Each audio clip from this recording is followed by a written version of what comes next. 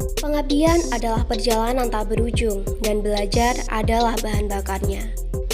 Halo semuanya, perkenalkan nama saya Aurela Nur Amaria dari Program Studi Teknik Industri Universitas 17 Agustus 1945 Surabaya. Hari dimulai dengan pengarahan dari dosen pendamping dan wawancara terhadap pengelola bengkel tani.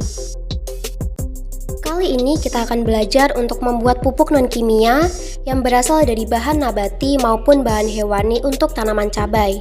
Dengan menggunakan pupuk ini dapat menurunkan biaya produksi dari Rp2.000 menjadi Rp1.000 per batangnya. Bahan-bahan pembuatan pupuk non-kimia dapat dilihat berikut ini. Langkah pertama yang dilakukan adalah memastikan berat bahan-bahan sudah sesuai dengan kebutuhan. Setelahnya, kita melakukan pemotongan pada bahan-bahan yang berukuran agak besar. Proses pemotongan dilakukan dengan tujuan untuk mempermudah pada proses penghancuran. Pada akhirnya, semua bahan-bahan akan dihancurkan menggunakan mesin chopper ataupun mesin parut. Bahan yang agak keras dan cukup besar untuk digenggam dihancurkan menggunakan mesin parut. Sedangkan pada bahan-bahan yang berukuran lebih kecil dihancurkan dengan mesin chopper. Saat ini dilakukan proses pemotongan pada daun bayam. Selain dapat dikonsumsi oleh manusia, daun bayam memiliki kandungan nutrisi yang cukup baik bagi pertumbuhan tanaman.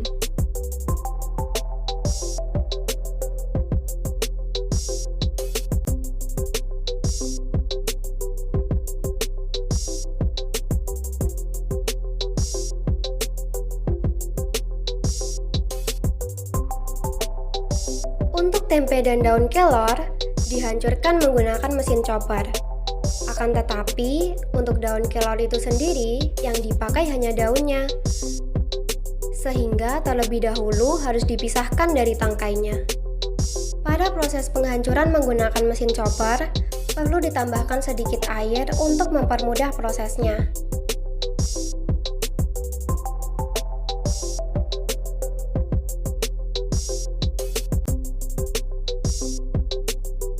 Mesin chopper juga digunakan dalam proses penghancuran jagung karena ukurannya yang kecil setelah dilakukan pemotongan.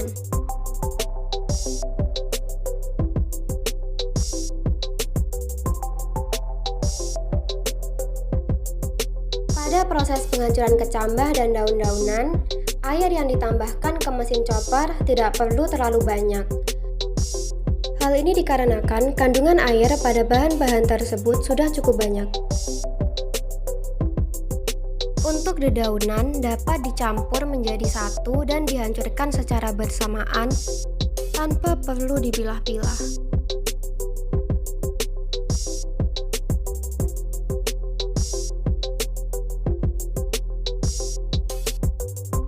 Rebung yang sudah dipotong diparut bersama bahan lain seperti belimbing, kunyit, nanas, pepaya muda, dan lain sebagainya. Khusus untuk akar putri malu ditumbuk karena sulit untuk dihancurkan. Setelah semua bahan-bahan dihancurkan, langkah selanjutnya adalah memasukkan semua bahan ke dalam drum kemudian mengaduknya. Setelah diaduk, drum diisi air hingga penuh kemudian ditutup dan proses fermentasi dilakukan selama 14 hari dengan waktu pengadukan selama 3 hari sekali. Pada hari kedua matching fund dilakukan pembuatan pupuk hewani yang berbahan dasar ikan laut. Sebelum diproses, ikan terlebih dahulu dimasak. Ikan yang telah dimasak kemudian dicacah dan dihancurkan menggunakan mesin chopper.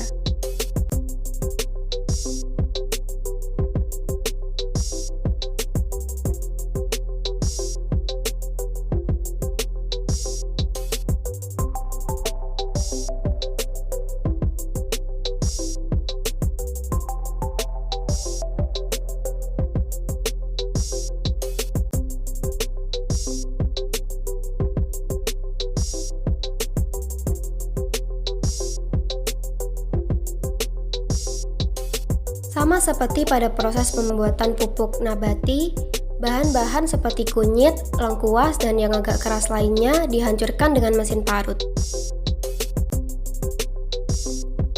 Semua bahan halus kemudian dimasukkan ke dalam drum.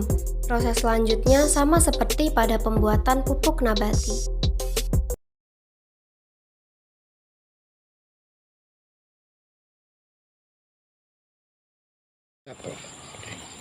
Assalamualaikum warahmatullahi wabarakatuh.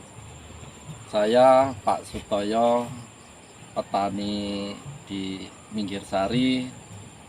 Saat ini saya mengikuti membuat pupuk bikinan sendiri dengan buat dari tumbuh-tumbuhan dan dari kotoran hewan. Tanaman ini tanpa kimia sama sekali. Baik pupuknya maupun pestisidanya dia tetap memakai non kimia. Ya, hasilnya ya seperti ini. Ini tidak rekayasa, apa adanya.